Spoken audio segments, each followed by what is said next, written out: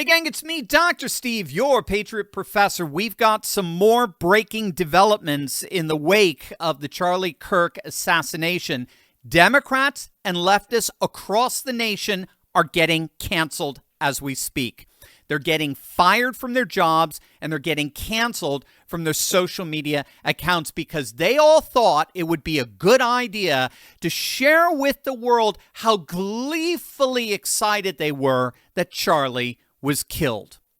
One of the most heinous developments to come out of yesterday, that the legacy media has been doing everything they can to everything they possibly can to hide from their dwindling audience, is the disgusting propensity towards celebration of Charlie's murder by leftist lunatics across America. This is something, it's beyond comprehension, and it goes beyond even what we saw last summer with J13 in Butler, Pennsylvania, when President Trump was almost assassinated.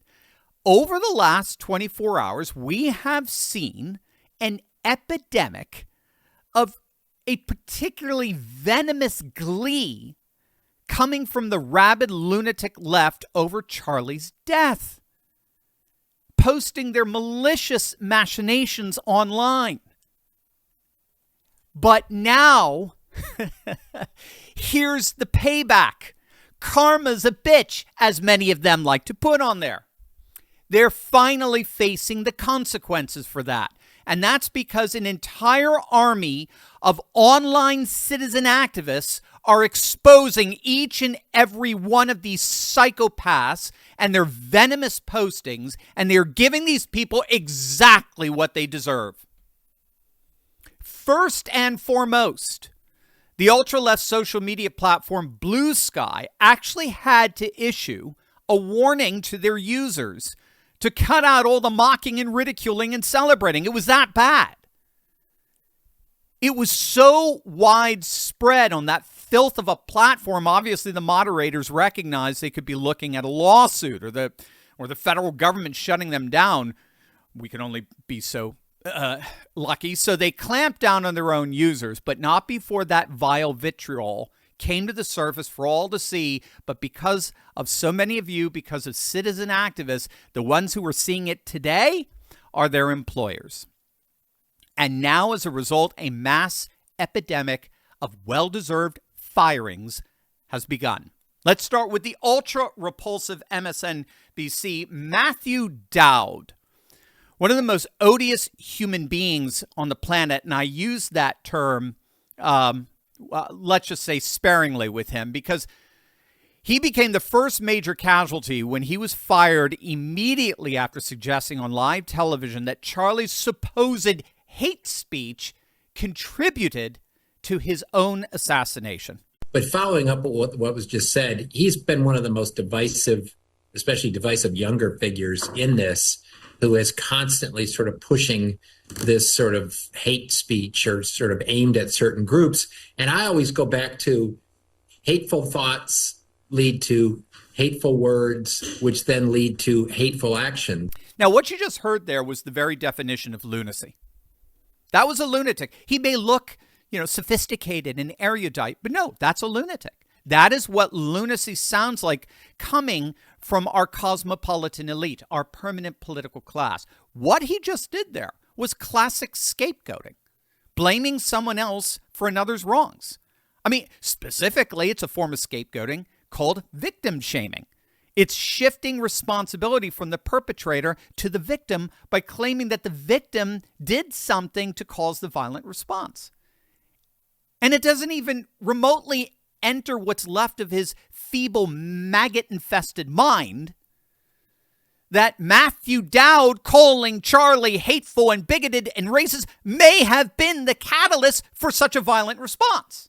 He's so ridiculously narcissistic and self-unaware that he doesn't even consider that possibility. He doesn't even entertain the notion that his own rhetoric framing Charlie as hateful and bigoted and racist is what provokes such hatred from others. Well, it doesn't matter anymore because he's gone. Even the radical leftists at MSNBC couldn't stomach his comments, so he's been fired.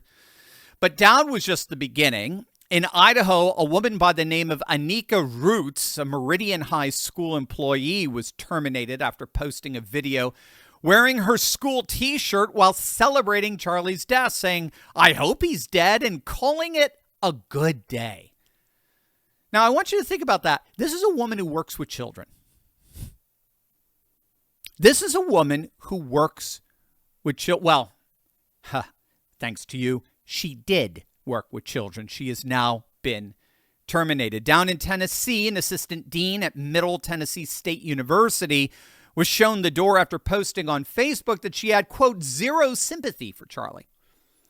University President Sidney McPhee stated her comments undermined the university's values and reputation, so she has been fired. Even in liberal academia, there are apparently some lines you can't cross. And we could go on and on and on and on. If you go on X right now, and notice it's even on Facebook, there is literally a litany of announcements of the mass firings all across the country because of what activist citizens are doing, simply posting the poison, the vicious poison of these left-wing liberals for all to see, most especially their employers.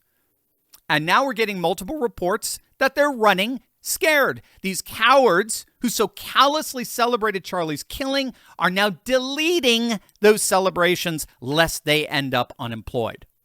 Just one problem: the internet is forever. You see, you were one step ahead of them. All of those machinations have already been screenshotted and downloaded. They are busted. Now, this is just the beginning. This is just the beginning. The left ain't seen nothing yet. It's beginning with their mass firings.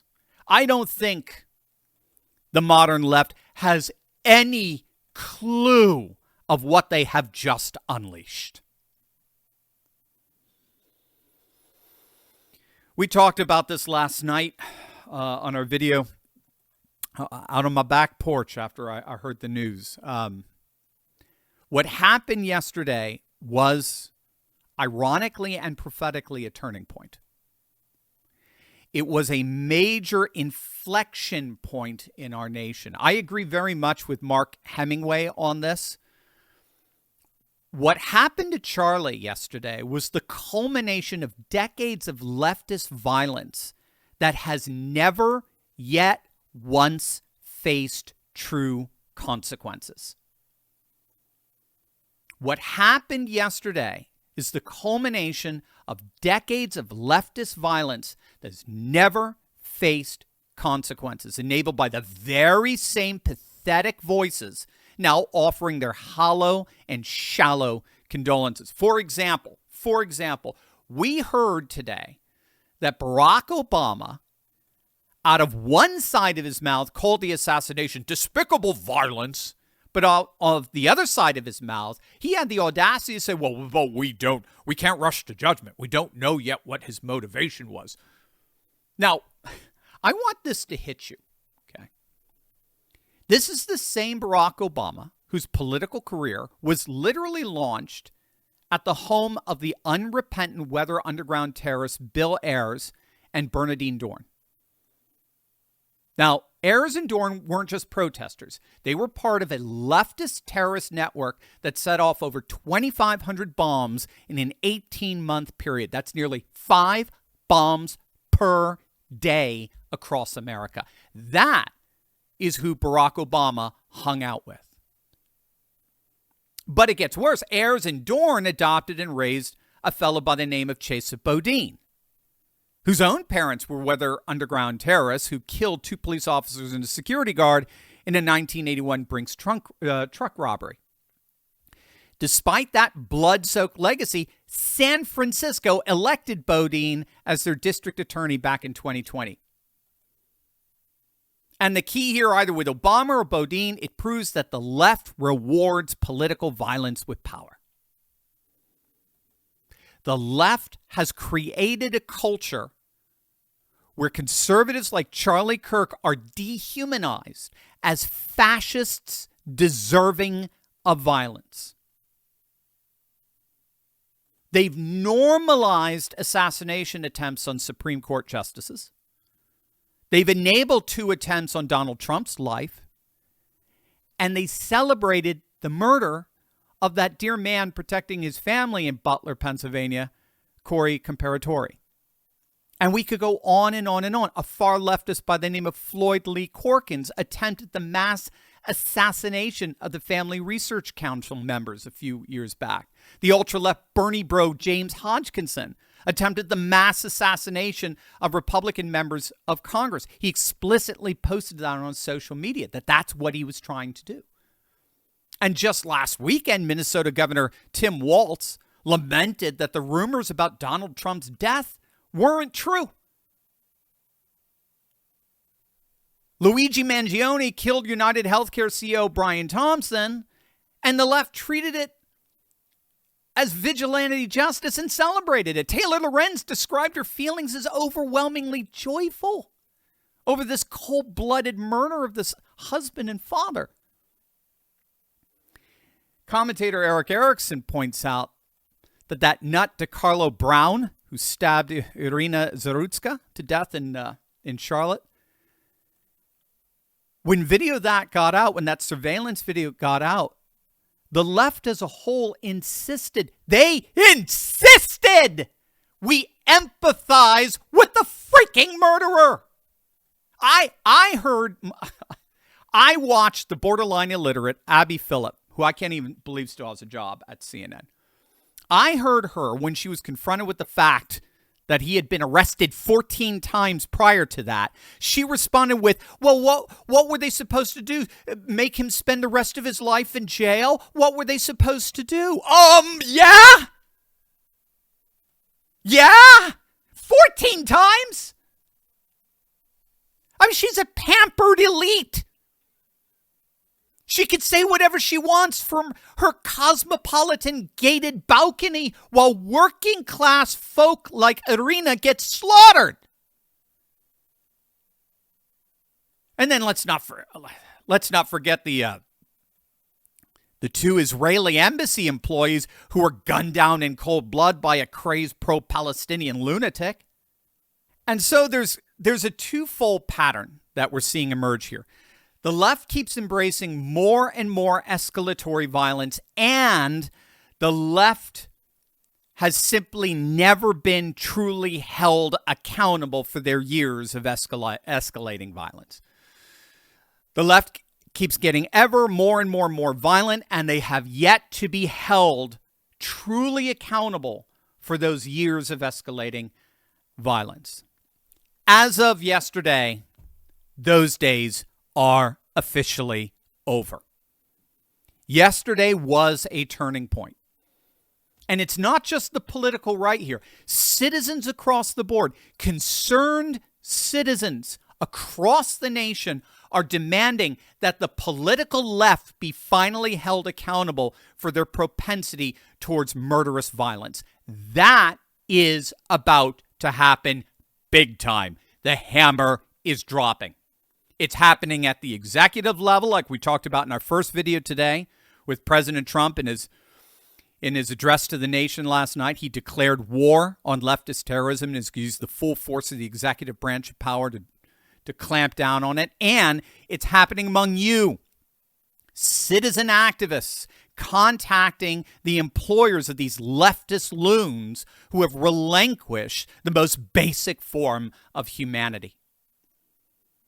So keep it going, keyboard warriors. You are making a difference. You are holding the left finally accountable.